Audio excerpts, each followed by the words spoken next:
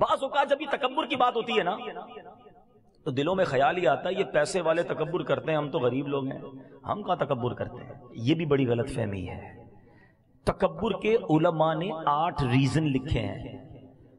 تکبر علم کی وجہ سے بھی آتا ہے، تکبر عبادت کی وجہ سے بھی آتا ہے، مال کی باری تو تیسرے نمبر پہ آتی ہے، تکبر اقتدار کی وجہ سے بھی آتا ہے، تکبر خوبصورتی کی وجہ سے بھی آتا ہے، تکبر طاقت کی وجہ سے بھی آتا ہے۔ اب علم سے کیسے تکبر آتا ہے؟ کسی بندے نے دنیاوی علم حاصل کر لیا یا دینی، علماء بھی بن گئے، جی میرے مذہبی بھائی بیٹھے ادب کے ساتھ، کیونکہ علماء نے کتابوں میں لکھا کہ اگر آپ دینی علم بھی سیکھ گئے اور اس کے بعد دوسروں کو حقیر سمجھنے لگے کہ ان کو تو آتا ہی کچھ نہیں، مجھے اتنا کچھ آتا ہے، تو یہ بھی تو تکبر ہے نا۔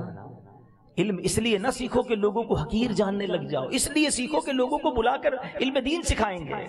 علم بھی تکبر لاتا ہے۔ عبادت تکبر کیسے لاتی ہے؟ کوئی بندہ 5 ٹائم کا نمازی بن جائے، قرآن پڑھنے لگ جائے، پھر کہ دیکھو لوگ تو کچھ بھی نہیں کرتے، یہ تو جمعے کی نماز نہیں پڑھتا، میں تہجد بھی پڑھتا ہوں، تو یہی تو تکبر ہے کہ آپ نماز پڑھ کے دوسروں کو حقیر سمجھنے لگے۔ کیا پتہ اس کی کون سی نیکی اللہ کو پسند آ جائے، کسی کو حقیر نہیں سمجھنا ہے۔ ایک بار سفیان ثوری رحمۃ اللہ تعالی علیہ اپنے بیٹے کے ساتھ ایک سفر پر جا رہے تھے، ایک سرائے خانے پر رکے، دونوں باپ بیٹے سو گئے، پورا قافلہ بھی تھا، سب سو گئے۔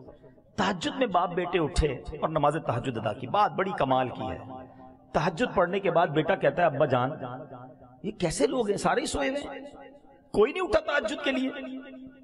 والد صاحب نے جو بیٹے کو جملہ کہا نا، اللہ کرے دل میں اتر جائے، کہتے بیٹا تو بھی سویا رہتا تو بہتر ہی تھا۔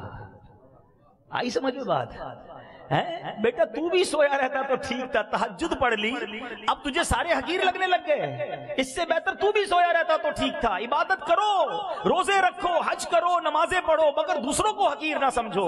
مجھے کیا معلوم میری ساری عبادتیں کہیں منہ پہ نہ مار دی جائیں۔ ڈرتے رہو اللہ جو کیا قبول کر لے۔ مالک ناقص ہوں، کمزور ہوں، جیسی ٹوٹی پھوٹی ہے تیری شان کے لائق نہیں، یہ ٹوٹے سجدے تو نے ہی قبول کرنے ہیں۔ تھوڑے سجدے کر کے پھولے نہیں سماتے، حاجی صاحب، نمازی صاحب، سخی صاحب بن جاتے، نہ کرو ایسا۔